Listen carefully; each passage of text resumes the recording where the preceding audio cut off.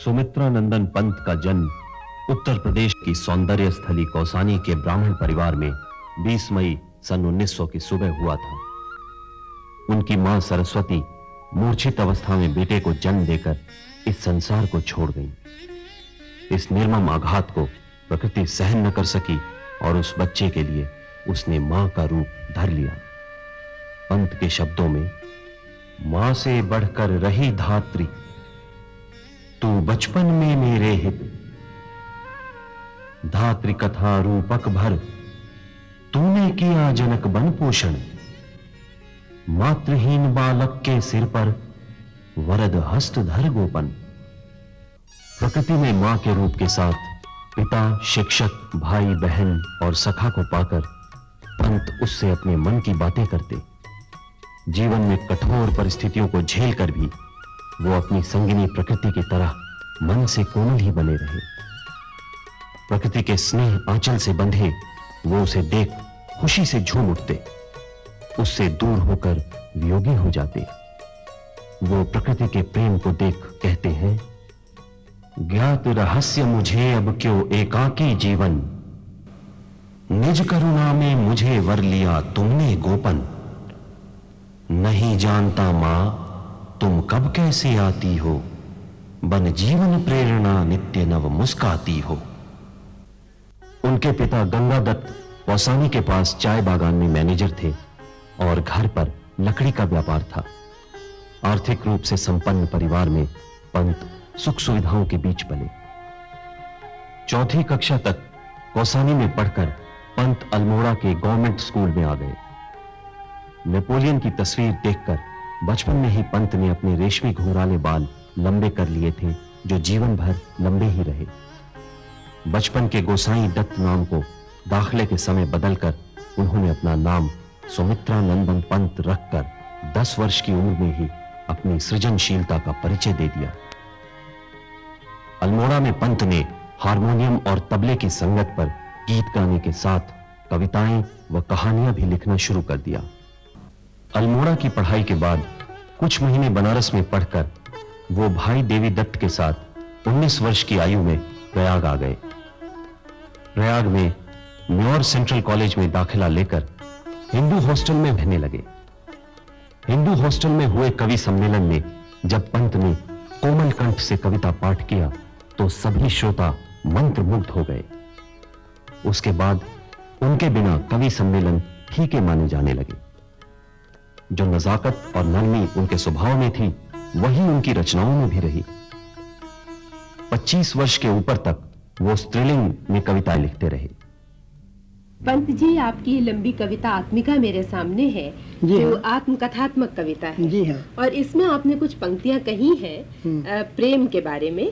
कलमश लांछन के कांटों में खिला प्रेम का फूल धरा पर, उसको छूना मोह द्रोह के भू करदम में गिरना दुस्तर। प्रेम का फूल है, लेकिन ये कलमश और लांछन के कांटों से घिरा हुआ। ये कलमश और लांछन क्या? ये कलमश और लांछन आज के धरती के जीवन की स्थितियां हैं, जबकि आदमी प्रेमियों पर उंगली उठा लगाना चाहता है और उनको सोचता है कि ये केवल एक पंख में सने हुए लोग हैं, वो प्रेम की ऊंची कल्पना नहीं कर सकता। मैं बहुत किशोरावस्था में ही कविता के प्रति आकर्षित हो गया था और सौंदर्य की प्रतिनिधि कविता को मैंने उपमा दी है स्त्री से, क्योंकि वो भी सौंदर्य की प्रतिनिधि है। सौंदर्य तो हिमालय के अंचल में पैदा होने के कारण मेरे घर का मेहमान रहा है सदैव से। जी हाँ। तो मैं ये कहना चाहता था कि भाई, अगर प्रेम की जो अवस्था आज है, जो स्थिति आज है, वो तो द्रोह से, मोह से, लांछन के कदम से घिरी हुई है। वो कभी सार्थक होगी? मैंने हमेशा स्त्री के लिए लिखा है कि उसका हृदय तो तिजोरी में बंद है जी। उसको तो ऐसा होना चाहिए जैसे फूल अपने नाल से बंधा रहता है, वैसे स्त्री को अपने परिजन से तो बंधा रहना चाहिए, घर से, लेकिन अपने हृदय की सौरभ जैसे फूल समस्त लोगों को देता है, वैसे स्त्री को अपनी भावना समस्त लोगों को देनी चाहिए, जिससे कि भावना का आदान प्रदान हो सके, क्योंकि स्त्री का सबसे सुंदर हिस्सा देह नहीं है, उसकी भावना है। लेकिन उसका- पंत जी क्षमा करें, हम्म, इतनी भावना होते हुए और स्त्री को इतना बड़ा महत्व आपने दिया है। आपकी कविता हम देखते हैं, भावी पत्नी के प्रति भी कविता पढ़ी, और इसके अलावा एक 20वीं शताब्दी में नारी को एक बिल्कुल नया रूप देने की जब हम बात करते हैं तो आपकी कविता की पंक्ति बार बार दोहराई जाती है, देवी माँ सहचरी प्राण। इस तरह से आपने नारी के रूप को देखा, लेकिन फिर भी विवाह नहीं किया, नहीं कोई प्रेम प्रसंग हम सीधा जोड़ पाते हैं आपसे। नारी को अपने जिंदगी से इतना छूता आपने कैसे रख दिया? मैंने नहीं रखा, वो परिस्थितियों ने रखा। मैं पहाड़ पर पैदा हुआ हूँ, वहाँ तो स्त्री पुरुष दो अलग अलग धाराओं की तरह, यहाँ तो गंगा जमुना मिल जाती हैं, वहाँ कभी नहीं मिलते।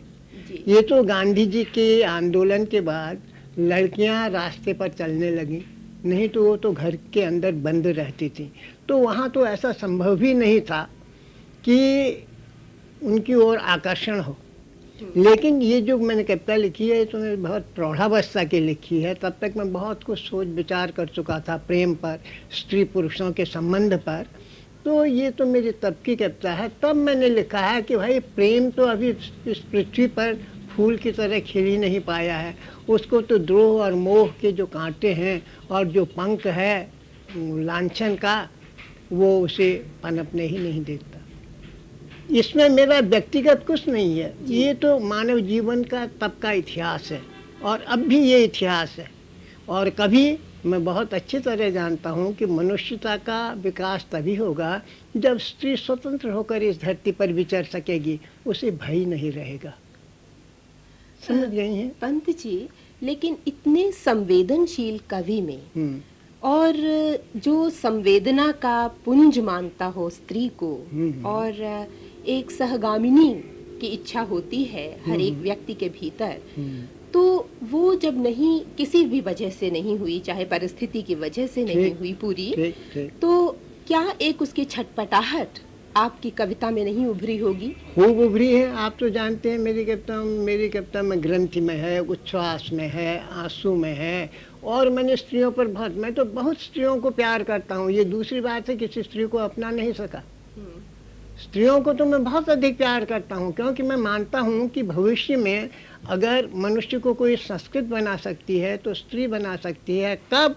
जब वो अपने शील में, अपने सौम्यता में, अपने सौंदर्य में रहे हैं और मनुष्य को प्यार करना सिखलाए, न कि अपने देश से, जैसे कि इस युग में देह को प्रमुखता दी गई है और देह के साजबाज से मनुष्य को भटकाए।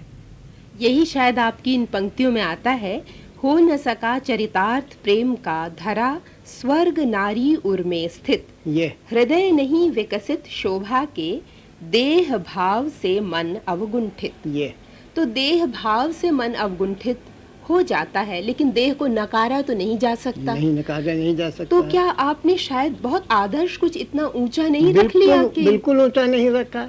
अगर केंद्र हृदय हो जाए, है ना, तो देह तो अपने आप आ जाएगी। लेकिन अगर हृदय ही न हो, देह ही देह हो, तो ये बतलाइए कितनी बड़ा संकट है। पंत जी, आपकी कविता में बराबर मैंने ये महसूस किया है कि नकार नहीं है, स्वीकार है। गांव में रहे तो गांव का स्वीकार, उसके बाद शहर में चले आए तो शहरी सभ्यता को भी आपने तिरस्कार उसका नहीं किया, उसको भी स्वीकारा है। आपके जहाँ रूपकों में शिल्पी आता है, कलाकार आता है, वहाँ वैज्ञानिक का एक बड़ा भारी महत्व है। ये सब कुछ स्वीकार करते हुए क्या आप कोई एक आदर्श या कोई एक परिकल्पना आपके मन में है जिसमें आप शहर का, गांव का, तमाम पुरानी नई सभ्यता का एक तालमेल बिठाना चाहेंगे? जी हाँ, ये तो मैं क्या चाहता हूँ, ये तो ये युग चाहता है। विज्ञान ने जो कि एक जड़ जगत, एक बड़ी भारी बाधा था मनुष्य के जीवन में, है ना, उसको बाधा को मिटा दिया है भौतिक विज्ञान ने। अब आप देखते हैं देश काल मनुष्य की मुट्ठी में है। देश विदेशों के लोगों के विचार, उनके धार्मिक दृष्टिकोण, नैतिक दृष्टिकोण, सौंदर्यवादी दृष्टिकोण, चाहे वो रेडियो से हो, चाहे ऐसे सिनेमा से हो, चाहे देशांतर में घूमने से हो, मनुष्य एक दूसरे के निकट आ रहे हैं, ये दृष्टिकोण निकट आ रहे हैं। जी। तो पहले ये संभव नहीं था। भौतिकवाद का या अध्यात्म का समन्वय तो इस युग के लिए अत्यंत आवश्यक ही है। हमने जो सबसे बड़ी भारी हमारी मध्ययुगीन हमारी कमी रही है, हमने एक संसार को नकारा है, जीवन को नकारा है। हम कहीं मन के जंगल में खो गए हैं, हमने कहीं अध्यात्म को एक मन के शिखर से ऊपर माना है। लेकिन आज का अध्यात्म या आज का जीवन दर्शन कहता है कि भाई, जिससे चाहे आप भगवान कहें, चाहे आत्मिक संचरण कहें, वो तो इसी जीवन के स्तर पर हमको प्रतिष्ठित करना है। अगर भगवान का नाम ही नाम आप लेते हैं तो वो तो अधूरा है। भगवान का रूप भी निर्माण कीजिए। भगवान का रूप आप जगत जीवन के ही रूप में निर्माण कर सकते हैं।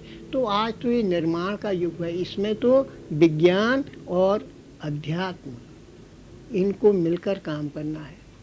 वैदिक युग में हम कहते थे पदभ्याम पृथ्वी, ये जो पृथ्वी है ये खड़े होने की जगह है भगवान की। तो भगवान खड़े तो हों पृथ्वी पर। तो चाहे ग्राम जीवन हो, चाहे नगर का जीवन हो, आज आपस में उनमें अदलाव बदलाव हो रहा है चेतना में। चाहे स्थूल हो चाहे सूक्ष्म हो, वो आपस में एक दूसरे से टकराव उसमें हो रहा है। चाहे कम्युनिज्म हो चाहे अध्यात्म हो, उनकी मान्यताएं एक दूसरे में बदल रही हैं। जिसे हम कम्युनिज्म कहते हैं आज कोरा, न वो कम्युनिज्म रह सकेगा। जिसे हम अध्यात्म कहते हैं आज मध्ययुगीन दृष्टि से, न वो अध्यात्म रह सकेगा। आगे का जो जीवन होगा वो बहुत विकसित होगा और इन दोनों संचरणों को समेट कर चलेगा। मैंने हमेशा अपनी दृष्टि में ये चीज़ रखी है। ये ठीक है, मुझको इसमें पूर्णता कहिए या सफलता कहिए वैसी नहीं मिली है जैसी मिलनी चाहिए। इसका कारण ये है कि ये तो बड़ी भारी संक्रांति का युग है, बहुत बदलाव का युग है और इसमें तो चीज़ें इतनी जल्दी जल्दी बदल रही हैं। मैं जहाँ खड़ा हूँ कल देखता हूँ उससे दूसरी जगह खड़ा हूँ, परसों पाता हूँ अपने को मैं तीसरी जगह खड़ा पा रहा हूँ। तो ये तो विश्व जीवन का एक ऐसा संचरण है इस युग में जिसको कोई टाल नहीं सकता। भौतिकता आध्यात्मिकता का समन्वय अत्यंत आवश्यक है। भौतिक विज्ञान ने मनुष्य को सभ्य बनाया है लेकिन संस्कृत नहीं बनाया है। संस्कृत के लिए हमको जो अंतर मूल्य मानव के हैं, है ना, अंतर जीवन के मूल्य, उनको खोज निकालना पड़ेगा, जो कि आपको भारतीय संस्कृत में बहुत पहले मिलते हैं, मध्ययुगीन संस्कृत में नहीं। तो इसलिए ये जो समन्वय विज्ञान और अध्यात्म का होगा, वो न विज्ञान ही रहेगा न अध्यात्म ही रहेगा, वो एक नई मानवीय संस्कृत में वो विकसित होगा। इसलिए मैं सोचता हूँ कि ये समन्वय अत्यंत आवश्यक है। विज्ञान ने देखिए ऐसी ऐसी रोशनियाँ दी हैं, प्रकाश दिए हैं कि भीतर के जगत बाहर के जगत का अंधकार एकदम आप हर सकती हैं। कोई ऐसा प्रकाश नहीं दिया कि भीतर के जगत का अंधकार हरे, मनुष्य के हृदय का अंधकार हरे। तो इसके लिए तो आपको अंतर्जीवन के मूल्यों को ही खोजना पड़ेगा जो कि आपके पास अध्यात्म में है। इसलिए ये समन्वय अनिवार्य है, पश्चिम के जगत के लिए भी पूर्व के जगत के लिए भी। हमको विज्ञान के मूल्य ग्रहण करने हैं, उनको भारतीय अध्यात्म के मूल्य ग्रहण करने हैं और इससे एक नई मानवता के निर्माण में मुझे ऐसी आशा है कि बहुत सहायता मिलेगी। शायद यही है जो आपने कविताएं लिखी हैं मार्क्स के प्रति, गांधी के बिल्कुल प्रति, ठीक, अरविंद के प्रति, बिल्कुल ठीक। उन सब का एक मेल इकट्ठा हो। मार्क्स का बहुत बड़ा एक इस युग के लिए दान है ना। उसने जो दृष्टि दी है वैज्ञानिक दृष्टि, और श्री अरविंद ने तो भारतीय समस्त दर्शन को मत कर उसको आज के युग के अनुरूप बना दिया है। विवेकानंद ने भी ऐसा किया है। गांधी जी ने तो उसको कर्म की भूमि पर उतार दिया है। तो मतलब गांधी जी को इस तरह से सबसे संपूर्ण एक तरह से आज के युग के लिए प्रतिनिधि मानता हूँ। जी पंत जी, आपने एक एकाकी जीवन बिताया है, लेकिन साथ ही आपका मित्र समुदाय भी बहुत बड़ा रहा है। हाँ। दोस्तियां बनी, दोस्तियां टूटी, उनका प्यार, उनकी खालिश दोनों आपने पाई। उसके बारे में कुछ कहें। बातें मैंने तो कभी एकाकी अनुभव ही नहीं किया, आपसे सच कहता हूँ। इतना ऊहापोह मेरे मन में, इतना आंदोलन इस युग के विचारों का मेरे मन में रहा है, मैंने कभी अपने को एकाकी अनुभव नहीं किया। और मेरे जो चारों ओर मित्र थे वो भी इस युग के एक एक तरह से अपने अपने विभिन्न विभागों के प्रतिनिधि रहे हैं। प्रसाद जी थे और उन्होंने कामायनी देकर इस भौतिक युग को एक अंतर्दृष्टि देने का प्रयत्न किया है। निराला तो आप सभी लोग जानते हैं, निराला मेरे बहुत बड़े मित्र रहे हैं, लेकिन हम बहुत ही अलग अलग अपने स्वभाव के रहे हैं, लेकिन स्वभाव से मित्रता में कोई फर्क पड़ता नहीं। निराला जी हमारे युग के प्रतिनिधि कवियों में रहे हैं, छायावाद के। ऐसे ही महादेवी रही हैं। महादेवी की जो गीत भावना है वो तो अद्वितीय रही है। हम सब लोगों से मैं कहता हूँ महादेवी जी छायावाद की नवनीत रही हैं, माखन रही हैं। इतनी मिठास, इतनी वेदना उनमें है और इतना सौंदर्य बोध उनके काव्य में मिलता है। उसके बाद छायावादोत्तर कवि आते हैं। बच्चन तो मेरा बहुत ही बड़ा मित्र रहा। मैं उसके घर में इतना रहा हूँ कि बहुत ज़्यादा रहा हूँ, और वैसे छोटे मोटे मतभेद बराबर होते रहते हैं मित्रों में, लेकिन इससे हमारी मित्रता को कोई वो नहीं पड़ता। तेजी जी और बच्चन मेरे बहुत परम मित्रों में मैं मानता हूँ, सब कवियों में। नरेंद्र तो मेरा छोटा भाई सा रहा है, उसकी भी अपनी एक भावना का संसार रहा है। बच्चन, नरेंद्र, दिनकर को कौन भुला सकता? इस युग का सूर्य हूँ मैं कहता है, तो सूर्य तो दिनकर रहे ही है। तो हमारा जो युग था भारतीय, उसमें एक से एक, जिन्हें अंग्रेजी में ल्यूमिनरी कहते हैं, प्रकाश केंद्र, वो रहे हैं, और इससे मैं अपने को बहुत सौभाग्यशाली मानता हूँ। पंत जी, अगर आपको जिंदगी दोबारा पूरी की पूरी जीने को मिले, कौन सी ऐसी इच्छा है जो अपूर्ण रह गई, उसे ज़रूर पूरा करना चाहेंगे? मैं चाहता हूँ कि ये संसार से विषमता मिट जाए। मैं चाहता हूँ कि ये संसार मनुष्य के रहने के लायक हो जाए। ये धरती मानवीय हो जाए। इसमें स्त्री पुरुषों का चाहे संबंध हो, चाहे पुरुष पुरुष का संबंध हो, एक इस तरह का संतुलित और इस तरह का एक सजीव संबंध बन जाए, जो हम स्वर्ग की कल्पना करते हैं वो धरती पर ही साकार हो जाए। और ये तो बिल्कुल निश्चय है, स्वर्ग और कहीं नहीं है, मनुष्य के भीतर है। उस मनुष्य को अपने भीतर के स्वर्ग को इस धरती पर प्रतिष्ठित करना है। समस्त आगे आने वाले प्रयत्न इसी ओर है। ये आज जो इतना संक्रांति का युग, इतना बदलाव दिखता है, और ऐसे न्यूक्लियर वेपन्स बन रहे हैं, ये बन रहे हैं, ये बन रहे हैं, ये तो जैसे कि पतझड़ आता है ना, बसंत से पहले सब पत्ते झड़ते हैं, तो ये तो एक डिसइंटीग्रेशन, विघटन का युग है। पुराने मूल्य विघटित हो रहे हैं। पंत जी, आपके हमेशा एक खास एक विन्यास रहा है कपड़ों के बारे में, बालों के बारे में, और एक पूरी एक रूप छटा बनी रहती है पढ़ने वालों के मन में हमेशा से। ये कैसे आपने एक अपना विन्यास बनाया? क्या बतलाऊं? अगर मैं ये कह सकता हूँ, मैं तो जन्मजात हिप्पी पैदा हुआ। मैंने तो छुटपन से ही बाल रखे। नेपोलियन का चित्र देखा था जब मैं 4th क्लास में था, तब से मैंने उसके बड़े घुंघराले बाल, उसने मुझे बहुत आकर्षित किया, तो मैंने बाल रख लिए। कभी तो मैं पीछे बना। अच्छा। हाँ, और चूंकि मैं घर में सबका लाडला था, छोटा था, तो पोशाकें भी मैंने तरह तरह की पहनी है। मेरे कोट भी ख़ास ढंग के होते थे, और टाई भी मैं पहनता था, और टोपी भी तरह तरह की पहनता था। मखमल के कपड़े मुझे बहुत पसंद थे, मखमल के कपड़े बहुत पहनता था मैं। लेकिन फिर ऐसा हुआ कि जब मैं साहित्यिक क्षेत्र में आया, और वहाँ इलाहाबाद में एक बार द्विवेदी मेला हुआ, तो उसमें मेरे मित्रों ने मेरे गले की टाई खींच के फेंक दी। तब से मैंने सोचा कि ऐसे टूटा कोट अच्छा नहीं लगता, तो बंद गले का कोट पहनने लगा। और अब तो मैं भारतीय वृद्धावस्था में जितना सादगी हो सकती है पोशाक में, वेशभूषा में, उतना सादगी पसंद करता हूँ। लेकिन छुटपन से मुझे रूप और भाव का बहुत बड़ा भारी संबंध एक मिलता रहा है, और मैंने अपने ही को सजाया है। क्योंकि मेरे घर में अगर मेरी बीवी या कोई होता तो शायद उसे सजाता, तो वो कोई बात नहीं है। रूप का मैंने हमेशा आदर किया है, और मुझे खुद अपना ही शरीर उसमें मिला है, मैंने उसी को सजाया। मैं और क्या कह सकता हूँ उसमें। एक छोटी सी आपको मैं रचना भी अपनी सुना दूँ, नवदृष्टि। खुल गए छंद के बंद, प्रास के रजत पाश, अब गीत मुक्त और युग वाणी बहती अयास। बन गए कलात्मक भाव जगत के रूप नाम, जीवन संघर्ष देता सुख लगता ललाम। सुंदर, शिव, सत्य, कला के कल्पित मापमान बन गए स्थूल, जग जीवन से हो एक प्राण। मानव स्वभाव ही बन मानव आदर्श सुकर, करता अपूर्ण को पूर्ण, और सुंदर को सुंदर।